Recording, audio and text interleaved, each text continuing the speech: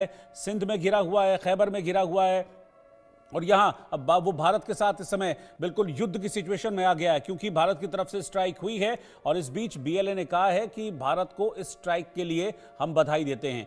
तो बीएलए का भी यही मोटो है कि पाकिस्तान का जो आतंक है, पाकिस्तान की जो दहशत है, उसके खिलाफ लगातार बीएलए और पाकिस्तानी फौज के बीच संघर्ष चलता है और यहाँ भारत ने भी आतंक को मुंह तोड़ जवाब दिया है। कोटली, बहावलपुर, मुजफ्फराबाद, मुरीदके और बाग ये वो इलाके हैं जहां पर एयर स्ट्राइक की गई है। मेजर मोहम्मद अली शाह के पास मैं चलूंगा, लेकिन एक और ब्रेकिंग न्यूज इस वक्त सामने आ रही है। लगातार एक के बाद एक और अपडेट्स आ रहे हैं। 80 आतंकी मारे गए हैं और 100 से ज्यादा आतंकी घायल हुए हैं। तो जैसा मैं कह रहा था, आंकड़ा बढ़ गया है। 80 आतंकी भारत की इस स्ट्राइक में मारे गए हैं। लश्कर का हेडक्वार्टर तबाह हो गया है, हाफिज सईद का मदरसा तबाह हो गया है, मसूद अजहर के ठिकानों पर भी अटैक किया गया है। तो एक एक आतंक के आका पर चुन चुन कर भारत ने यह कार्रवाई की है।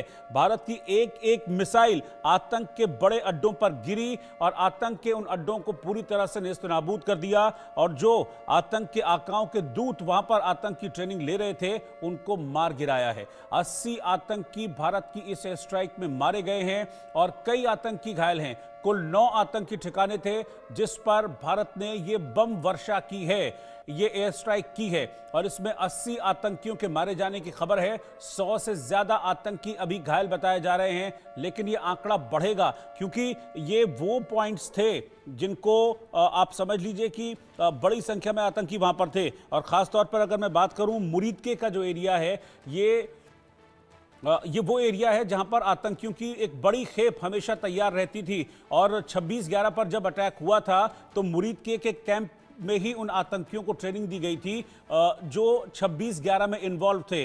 फिर चाहे वो कसाब हो या बाकी के आतंकी हो। कसाब जो 26/11 में इन्वॉल्व था उसने भी इसी मुरीदके के आतंकी ट्रेनिंग कैंप में आतंकी ट्रेनिंग ली थी और उसके बाद 26/11 किया था। तो मुरीदके का भी कैंप है जिसको तबाह किया गया है। मेजर मोहम्मद अली शाह, चुन चुनकर पहले टारगेट लॉक किए गए, बिल्कुल वैसे एग्जीक्यूट किया गया जैसा पीएम मोदी ने कहा कि टारगेट कीजिए, लॉक कीजिए और फिर उसके बाद फ्री हैंड है आपको। तो एक एक आतंक के अड्डे को लॉक किया गया और एक एक मिसाइल आज सही जगह गिरी।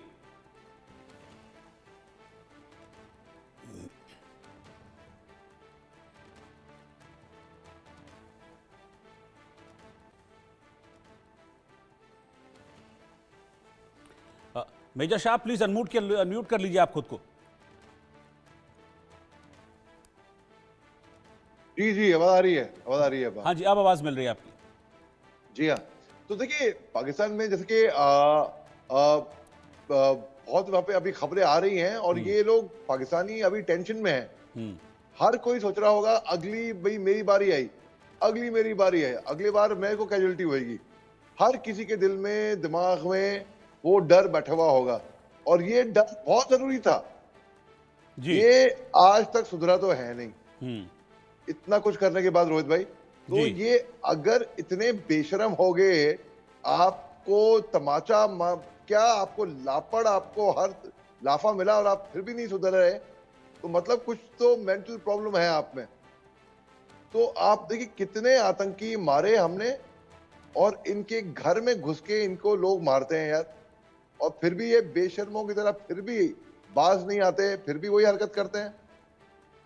तो तभी इनकी वो कहते हैं लॉ ऑफ कर्मा, जो बीएलए है वो इन पे इतना भारी पड़ गई है। टीटीपी उनको तो संभाल नहीं पा रहे हैं, ये आतंकवादी भेज रहे हैं बाहर। तो इसमें तो कोई शक की बात नहीं और मेरे ख्याल से बहुत ही करारा जवाब दिया है। तभी मैंने आपके माध्यम से, आपके चैनल के माध्यम से भी पहले भी देशवासियों को अपील किया था कि सरकार में भरोसा रखो, सब्र बनाए रखो, एक्शन तो होएगा, इसमें तो मेरे को कोई शक की बात थी ही नहीं जी। एक और ब्रेकिंग न्यूज आ रही है मेजर शाह, रोक रहा हूं आपको। पाकिस्तान का F-16 भी भारत ने मार गिराया है। ये बड़ी खबर है, पाकिस्तान के F-16 को भारत ने मार गिराया है। ये वो F-16 है जो अमेरिका की तरफ से पाकिस्तान को मिला था और अब खबर यह है कि F-16 भी भारत की इस एयर स्ट्राइक में तबाह हो गया है पाकिस्तान का। दरअसल जानकारी ये मिल रही है कि भारत ने जो अटैक किया था, ये मिसाइल अटैक, इसके बाद F-16 के जरिए डराने की कोशिश भारत को की जा रही थी, लेकिन भारत के अटैक में ये F-16 भी तबाह हो गया है। ये मैं एक्सक्लूसिव तस्वीरें आपको दिखा रहा हूँ। ये अफरा तफरी की तस्वीरें हैं क्योंकि भारत की ओर से अटैक हुआ, उसके बाद जब बॉम्ब गिरे आतंकी ठिकानों